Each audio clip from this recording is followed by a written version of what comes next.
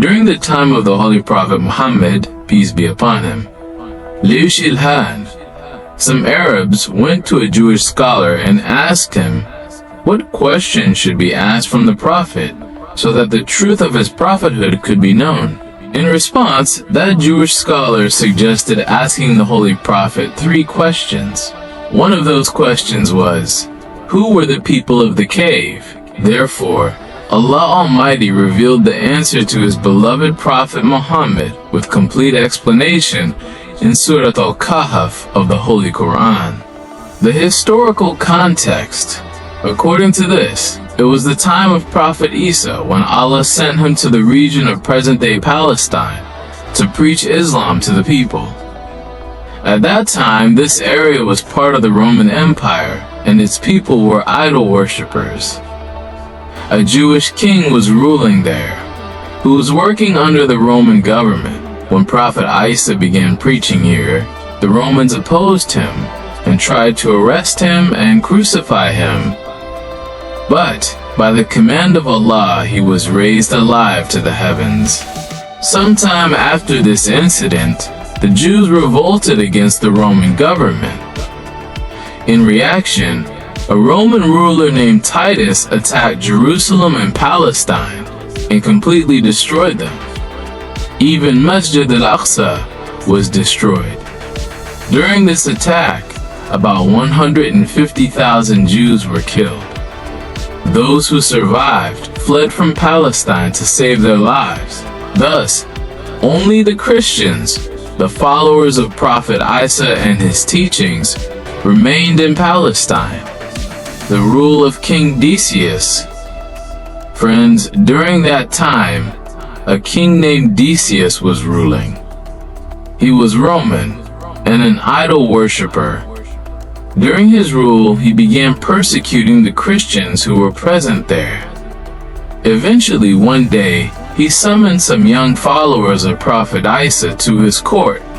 Friends, these young followers of Prophet Isa were actually the people of the cave, whose story is mentioned in detail in Surah Al-Kahf. When these young men heard the threats, they became very worried. They neither had the strength to fight the king, nor could they continue their faith openly in the city. Otherwise, King Decius would have them killed. Therefore, they decided to leave the city and flee somewhere, placing their trust in Allah, thinking that Allah would make a way for them. They kept traveling until they reached a mountain cave and hid there. The 300-year sleep. There, in the cave, they fell asleep. And while sleeping, 300 years passed over them. When Decius searched for them and found out that they were inside the cave, he became extremely angry. In his rage, he ordered the entrance of the cave to be sealed with a strong wall, so that they would remain inside and die there.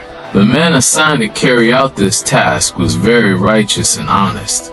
He engraved the names of the people of the cave, their number, and the entire incident on a tablet, placed it in a copper box, and buried it in the foundation of the wall. Another similar tablet was placed in the royal treasury. During these 300 years, King Decius died. Many kings and governments came and went. Eventually, in the 3rd century, the Roman Empire adopted Christianity. The Awakening and King Bedros, later. In the year 440, a Christian king named Bedros came to power. He was a kind and just ruler, and ruled with glory for 8 years. During his time, religious disputes had increased. People were beginning to lose belief in resurrection and life after death.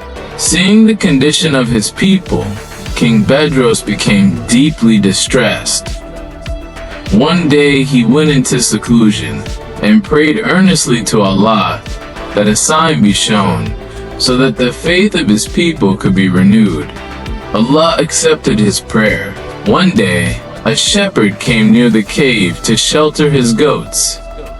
This was the same cave where the people of the cave were sleeping.